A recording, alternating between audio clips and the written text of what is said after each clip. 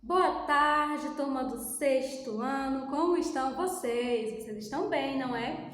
Hoje, dia 12 de agosto, quarta-feira, vamos dar continuidade ao nosso conteúdo de frações. Hoje nós vamos ver simplificações de fração, certo? Simplificando frações. Então, a gente precisa simplificar frações porque algumas vezes, quando a gente estiver trabalhando com frações, nós vamos encontrar frações com valores, com números muito altos. E isso não é muito interessante. O ideal na matemática é que a gente, trabalhe com números mais acessíveis possível, trabalhe com números mais baixos possível, certo? Por isso que é tão importante simplificar as frações. E a gente sabe que duas frações podem ser diferentes e mesmo assim representar a mesma quantidade. Então, a simplificação de frações não muda a quantidade que a fração representa, certo? Se a gente fizer da forma correta, ok? Na aula passada, nós vimos classe de equivalência. Para descobrir a classe de equivalência de uma fração, Ou seja, para a gente descobrir algumas frações que sejam equivalentes a outra, a gente precisa multiplicar numerador e denominador pelo mesmo número, Para descobrir uma fração equivalente. E para simplificar frações, o processo é bem parecido, mas não confundam as ideias, certo? São processos diferentes. Enfim, vamos lá. Aqui eu tenho alguns exemplos para vocês. São exemplos também bem simples, bem práticos para que vocês entendam. Eu trouxe aqui algumas frações que são um pouco grandes, 20 sobre 60, 20 60 avos, 27 63 avos, 5 35 avos. São frações um pouco grandes e que não é interessante trabalhar com elas, sendo que a gente pode simplificar, Que é o que a gente vai aprender hoje, então prestem atenção. Vamos começar por a fração de cima, 20 60 avos. Se eu quiser simplificar essa fração, o que eu vou fazer? Vamos lá?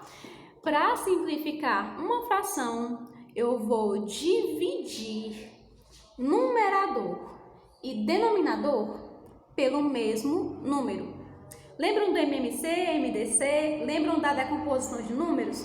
Quando a gente fazia esses cálculos, de MMC, MDC, a gente não tinha que pensar no menor número possível que pudesse dividir dois números.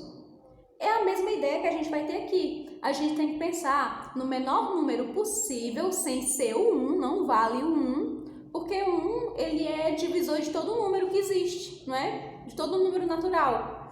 Então, a gente tem que pensar num número no menor possível que possa dividir o número de cima e o número de baixo. Então, se a gente tem que pensar no menor número possível, geralmente a gente pensa logo no 2, É uma boa ideia, pensa logo no 2. Se as duas frações forem, se os dois números, se o denominador, e o numerador, o de cima, forem números pares, a gente pode dividir em cima e embaixo por 2, certo? Tem que dividir pelo mesmo número em cima e pelo mesmo número embaixo. Eu não posso dividir o numerador por um número e o denominador por outro número, não, certo? Se eu fizer isso, eu não vou estar simplificando uma fração, eu não vou ter uma fração equivalente, não vai dar nada certo, tá bom? Tem que ser pelo mesmo número.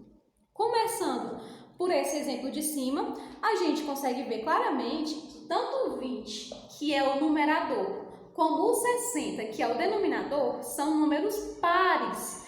Portanto, eu posso simplificar essa fração dividindo esses dois números por 2. Eu posso dividir o 20 por 2, eu posso dividir o 60 por 2, certo? Vamos lá? 20 dividido por 2, vamos fazer de vermelho. Dividido por 2, dividido por 2. 20 dividido por 2, galera, é 10, não é? E 60 dividido por 2 é quanto? 60 dividido por 2 é 30. Perfeito. Pronto. Eu simplifiquei minha fração. Mas, galera, eu posso simplificar ainda mais. 10 30avos ainda é uma fração relativamente grande. E eu posso simplificar. Por quê? Porque existe um número que eu posso dividir 10 e 30 ao mesmo tempo, que é o 2 também, porque os dois números também são pares. Então, a gente continua simplificando, certo? Se isso acontecer, vamos dividir o 10 por 2 e vamos dividir o 30 por 2. Vamos lá? 10 dividido por 2, galera, quanto é? 10 dividido por 2 é 5. E 30 dividido por 2 é quanto? 30 dividido por 2 é 15. E agora, a gente pode continuar simplificando, galera? Pode. Por quê? Porque existe um número que é divisível por 5 e 15 ao mesmo tempo, que é o 5, certo? Eu posso dividir esses dois números pelo mesmo número, que é 5. Então, agora eu vou dividir o numerador por 5 e eu vou dividir o denominador também por 5, ok? Dividindo por 5, dividido por 5. Quanto é 5 dividido por 5? É 1. Todo número dividido por ele mesmo é igual a 1. E 15 dividido por 5, galera, é igual a quanto? Se eu tenho 15 dividido por 5, é igual a 3. Isso. Perfeito. 1/3. Agora, eu tenho como simplificar essa fração ainda mais? 1/3? Não, não existe nenhum número que eu possa dividir as duas ao mesmo tempo.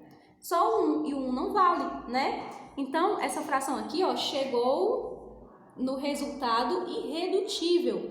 Uma fração irredutível é uma fração que eu não posso mais simplificar. O que é o caso dela, certo? Perfeito? Então, galera, vocês viram, né, que eu dei a dica da gente dividir os dois números pelo menor número possível, não foi? Dividir os dois números, o de cima e o de baixo. Mas, caso vocês consigam, vocês podem também dividir pelo maior número possível, certo? É um pouco mais difícil para quem está começando a entender esse conteúdo, por isso que eu aconselho a vocês que sempre dividam pelo menor número possível, certo? Já que a gente está tendo essas aulas à distância, né? Já que vocês estão vendo esse conteúdo também agora, divide pelo menor número possível. Se vocês dividirem pelo maior número que vocês puderem, também dá certo. No caso aqui, ó, a gente poderia já dividir de cara 20 e 60 por 10. Eu divido 20 por 10 e eu divido 60 por 10. Poderia. Eu também poderia dividir as duas frações por 20. Eu poderia dividir 20 por 20 e 60 por 20.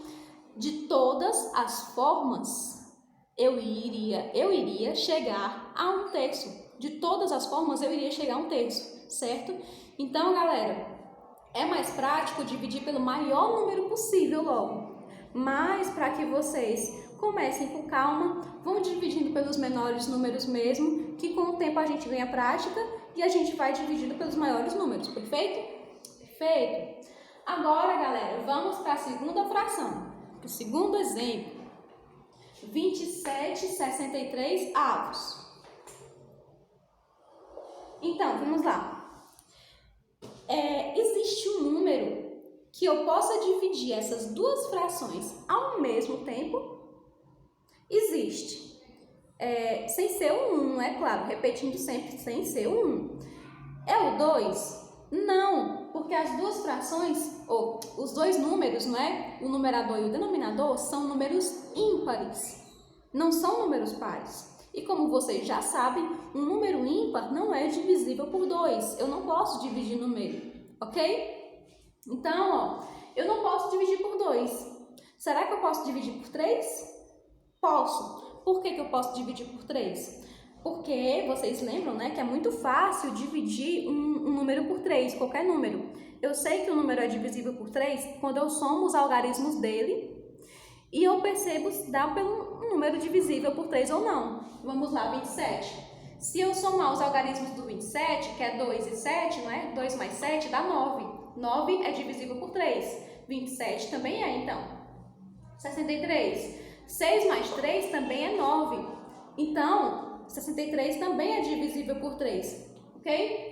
Então, vamos dividir esses dois números por 3, já que a gente sabe que dá certo, né? Vamos dividir o 27 por 3 e vamos dividir o 63 por 3. Quanto é 27 dividido por 3, galera? Se vocês não sabem, façam a continha no papel, não tem problema, certo? E se vocês estiverem com dificuldade ainda com as 4 operações fundamentais da matemática, vamos cuidar nisso, né? Vamos pedir ajuda, porque a gente tem que, aprender isso rápido, galera, certo? Mais rápido possível. 27 dividido por 3 é 9.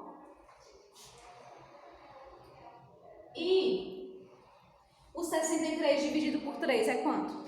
63 dividido por 3, galera, é 21. Façam a continha e vocês vão encontrar esse valor. 21. Show!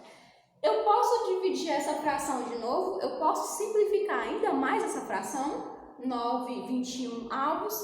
Posso. Por que eu posso? Porque existe um número que eu posso dividir as duas ao mesmo tempo, que é o 3. De novo. Por quê? Porque o 9 eu posso dividir por 3. E o 21 também posso dividir por 3. Por quê? Se eu somar os algarismos do 21, eu vou ter que número?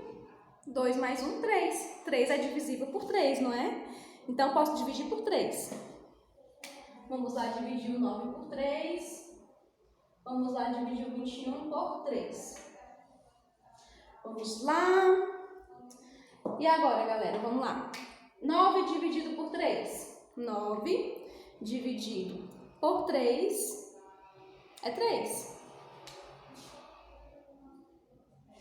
E 21 dividido por 3 é 7. 3 sétimos. Pronto, cheguei nesse resultado. Eu posso dividir essa fração de novo? Eu posso simplificar ainda mais? 3 e 7 são números primos entre si. Eu não posso mais dividir esses dois números por nenhum outro, certo? E são primos, até sozinho mesmo, eles são primos, né? Então, eles não podem ser divisíveis por nenhum outro que não seja eles mesmos ou um. Então, essa fração é irredutível. Cheguei na fração irredutível, não posso mais simplificar, ok? 3 sobre 7. Ótimo, galera. Agora, vamos para esse último exemplo. 5 sobre 21. Existe algum número que eu possa dividir o 5 e o 35? Eu falei 21, não foi? 5 sobre 35. Pelo mesmo número? Existe. Existe o número 5, né? 5 é divisível por 5, 35 também é divisível por 5. Então, vamos lá. Vou dividir 5 por 5. Vou dividir 35 por 5. 5 dividido por 5, galera, é 1. É 1, não é? E o 35 dividido por 5 vai dar quanto? Só contar nos dedos, né? 5, 10, 15, 20, 25, 30. 35. 7. 1 sobre 7.